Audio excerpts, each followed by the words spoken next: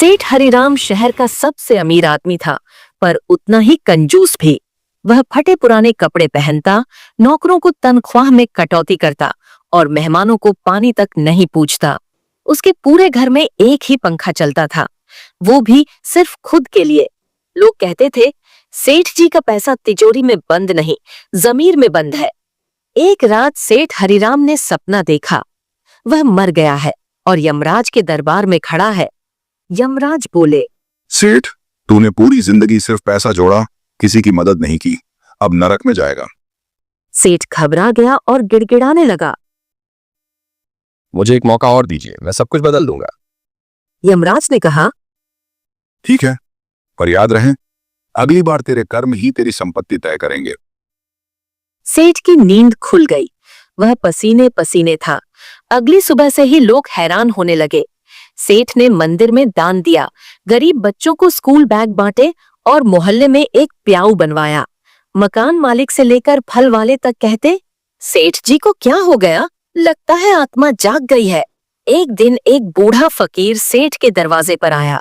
सेठ ने आदतन डांटना चाहा, पर फिर रुक कर बोला, आओ बाबा, भोजन पाओ।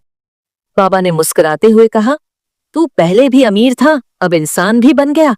अब तुझसे जो मिलेगा वो सिर्फ तिजोरी का नहीं, दिल का होगा। फकीर चला गया, लेकिन जाते जाते सेठ की हथेली में एक कागज छोड़ गया।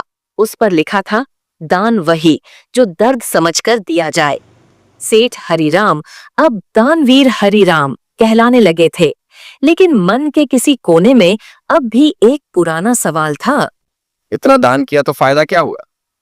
धीरे धीरे वह फिर से गिनती करने लगा। इस महीने 5,000 मंदिर को, 10,000 प्याऊ में, 3,000 स्कूल को। हाय राम, कितना खर्च कर दिया। एक दिन सेठ ने फैसला किया, अब बस, दान व्रत खत्म, जितना किया बहुत है। उसी दिन एक अजनबी भिक्षुक उसके दरवाजे पर आया, वृद्ध, थका हुआ और भूखा। सेठ चिल्लाया, अब कुछ नहीं है देने को, जाओ आगे। भिक्षुक मुस्कुराया और बोला, ध्यान रखना सेठ, कभी कभी भगवान भी भिखारी बनकर आता है। सेठ ने गुस्से में दरवाजा बंद कर दिया। रात को सेठ ने फिर एक सपना देखा। वह उसी यमलोक में खड़ा था। यमराज हंस रहे थे। सेठ, तू फिर वही बन गया, इंसान से फिर से तिजोरी बन गया।